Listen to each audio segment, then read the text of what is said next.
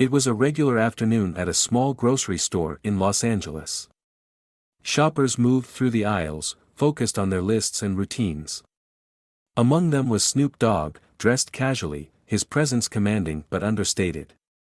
He wasn't here as a celebrity, just a man picking up a few essentials. As Snoop browsed the shelves, a sudden voice cut through the calm atmosphere. An elderly woman, her face etched with irritation, marched toward him. "Before we continue, don't forget to subscribe to the channel and hit the like button. By the way, what city are you watching us from? Write it in the comments, we're curious." "Hey, you," she snapped, her finger pointing directly at him. "What are you doing here? This isn't a place for people like you." The store went silent. Shoppers stopped in their tracks, turning to witness the scene. "Go back to where you came from," she yelled, her voice growing louder with each word. "Back to Africa. You don't belong here." Snoop stood motionless, his expression calm but focused. He didn't react to her words, didn't move to defend himself. His silence only seemed to fuel her anger as she continued to shout, drawing a small crowd. The tension in the store grew thick. Some shoppers looked uncomfortable, others curious, but no one stepped forward. Snoop remained composed, his hands at his sides, listening intently. Then, as the woman paused to catch her breath, he raised his hand slightly. "Ma'am," he said evenly, his voice steady and controlled. "I'd like to share something with you, if you'll listen." The woman hesitated, her anger momentarily giving way to confusion. The onlookers leaned in closer, waiting to see what he would say next. The room seemed frozen, the air heavy with anticipation. The woman's face twisted with skepticism, but she didn't interrupt. Snoop Dogg looked around at the gathered crowd, then back at her. "I'll keep it simple," he began, his voice calm but firm. "You see me as someone who doesn't belong. But let me tell you about what I've done for this country we both share." He paused, letting the weight of his words settle before continuing. "I've dedicated my life to more than just music. I've mentored kids from neighborhoods where hope is hard to find. I've opened community centers, built football leagues, and provided scholarships for students who couldn't afford an education. People who never thought they had a chance at a future, those are the ones I've worked to lift up." Snoop's eyes didn't waver, and the crowd around him grew even quieter. "I've stood on stages all over the world, representing this country. Not just as an artist, but as an American. I've given back to veterans, supported disaster relief, and used my voice to advocate for justice and change. So, when you tell me I don't belong, you're erasing the work I've done.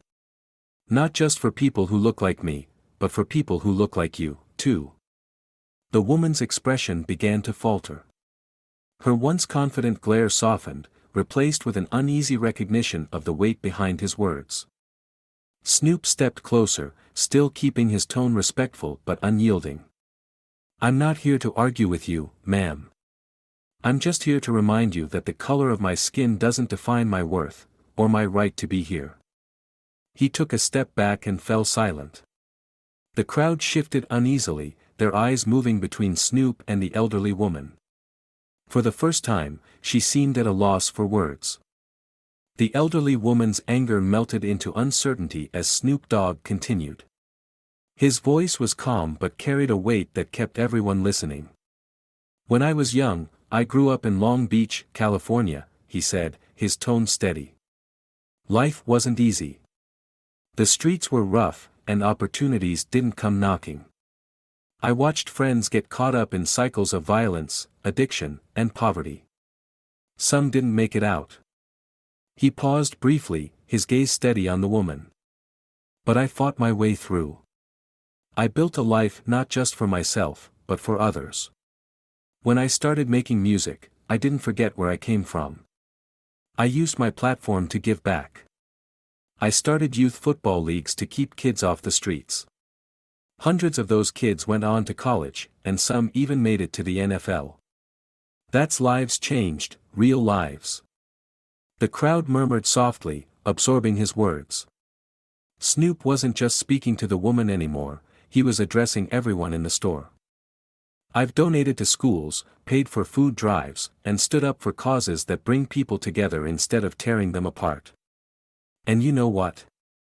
I didn't do it for recognition. I did it because I care about this country and the people in it. The woman's face reflected a mix of shame and realization. Snoop's words cut through her prejudice like a sharp blade. So when you tell me I don't belong, Snoop continued, you're ignoring all of that. You're telling me that everything I've done doesn't matter because of the color of my skin. But it does matter. It's made a difference, for people of all colors. His voice trailed off, leaving a powerful silence in its wake. The woman lowered her head slightly, as if the weight of his story had finally sunk in.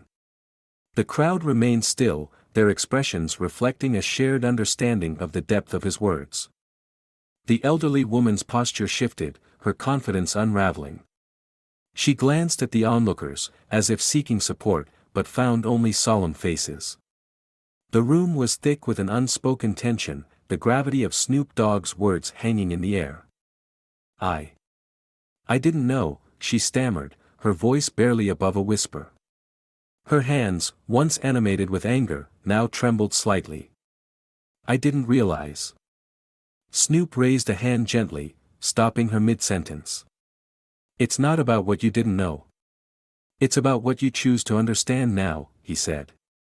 His tone wasn't harsh, just firm and final. The woman's gaze dropped to the floor.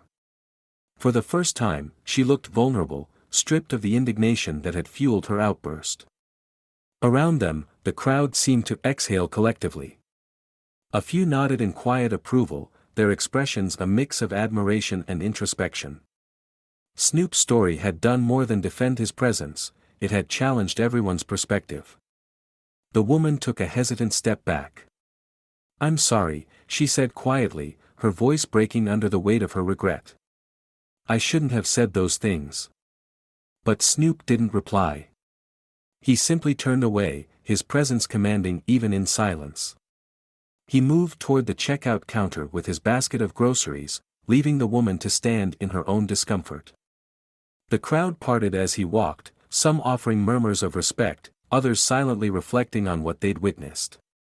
The tension eased, but the atmosphere remained heavy with the lessons unspoken. The woman stayed rooted in place, her face flushed with embarrassment.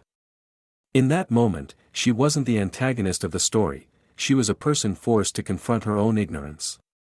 And she wasn't alone. Everyone in the store, black or white, seemed to carry the weight of that moment with them. Snoop Dogg placed his items on the counter, exchanging a brief nod with the cashier, who rang them up in silence. The room, though quieter now, was still filled with a tension that hadn't quite dissipated. All eyes followed him as he completed his purchase and picked up his bags. As he walked toward the exit, Snoop's face was calm, but his mind was active. He wasn't thinking about the woman's apology or the confrontation itself. Instead, he reflected on the people who had witnessed the exchange. In that store, he knew he had shown them something real. It wasn't about making the woman feel small or proving a point to the crowd. It was about reminding them all, whether through his words or his actions, that humanity is more than skin deep. The lesson wasn't just for her, he thought. It was for everyone watching. Prejudice, no matter how deeply rooted, could be challenged. Change wasn't about shouting louder, it was about showing the truth. The automatic doors opened as Snoop stepped outside.